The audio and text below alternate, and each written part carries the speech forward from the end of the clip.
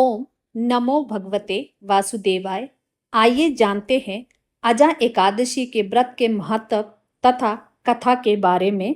भाद्रपद मास की कृष्ण पक्ष की एकादशी को अजा एकादशी के नाम से जाना जाता है। पद्म पुराण में अजा एकादशी को बहुत ही पुण्य फलदायी बताया गया है। इस एकादशी का महत्व इसलिए भी अधिक बढ़ जाता है क्योंकि यह जन्माष्टमी से 4 दिन बाद आती है। पद्म पुराण के अनुसार अजा एकादशी का व्रत रखने से जीवन में सुख समृद्धि का वास होता है।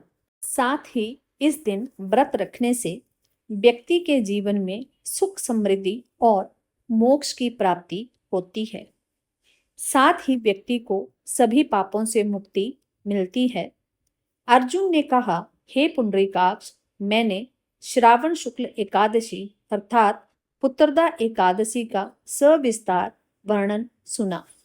अब आप कृपा करके मुझे भाद्रपद माह के कृष्ण पक्ष की एकादशी के विषय में भी बतलाइए।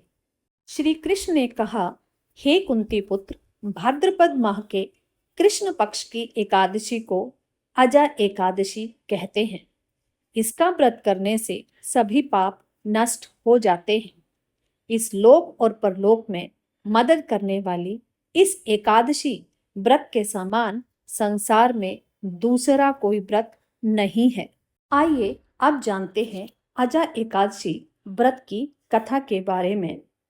पौराणिक काल में भगवान श्री राम के वंश में अयोध्या नगरी में चक्रवर्ती हरिश्चंद्र नाम के एक राजा हुए थे। राजा अपने सत्यनिष्ठा और ईमानदारी के लिए प्रसिद्ध थे।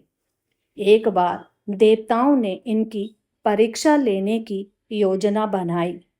राजा ने स्वप्न में देखा कि ऋषि विश्वामित्र को उन्होंने अपना सारा राजपाट दान कर दिया है। वह विश्वामित्र वास्तव में उनके द्वार पर आकर कहने लगे, तुमने स्वप्न में मुझे अपना सारा राज्य दान कर दिया है। राजा ने सत्यनिष्ठ व्रत का पालन करते हुए संपूर्ण राज्य विश्वामित्र को सौंप दिया।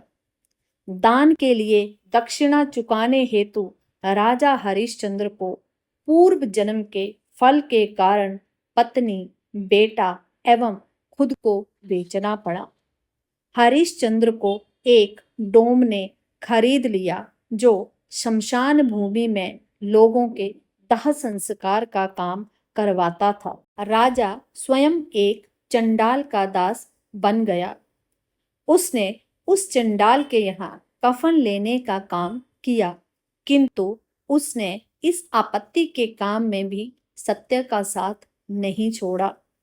जब इसी प्रकार उसे कई वर्ष बीत गए तो उसे अपने इस नीच कर्म का बड़ा दुख हुआ और वह इससे मुक्त होने का उपाय खोजने लगा।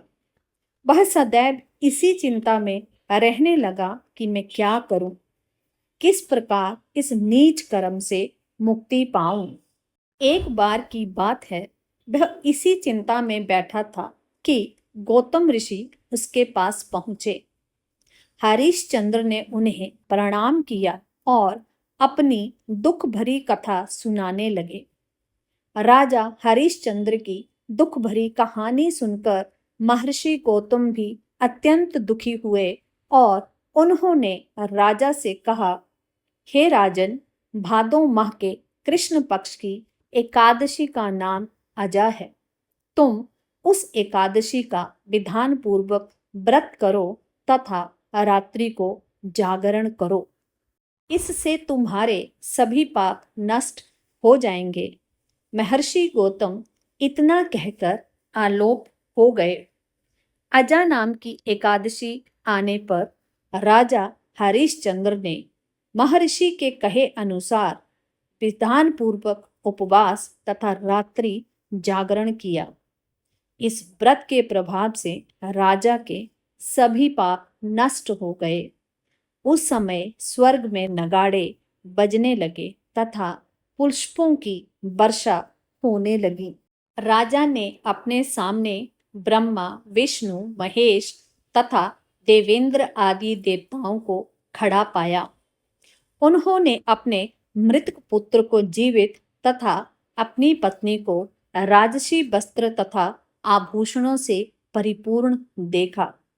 व्रत के प्रभाव से राजा को पुनः अपने राज्य की प्राप्ति हुई। वास्तव में एक ऋषि ने राजा की परीक्षा लेने के लिए यह सब कौतुक किया था, परंतु अजा एकादशी के व्रत के प्रभाव से ऋषि द्वारा रची गई सारी माया समाप्त हो गई और अंत में हरिश्चंद्र अपने परिवार सहित स्वर्ग लोक को गए। हे राजन, ये सब अजा एकादशी के व्रत का प्रभाव था। जो मनुष्य इस उपवास को विधान पूर्वक करते हैं तथा रात्रि जागरण करते हैं, उनके सभी पाप नष्ट हो जाते हैं और अंत में वे स्वर्ग को प्राप्त करते हैं। इस एकादशी व्रत की कथा के श्रवण मात्र से ही अश्वमेघ यज्ञ के फल की प्राप्ति हो जाती है। ओम जय श्री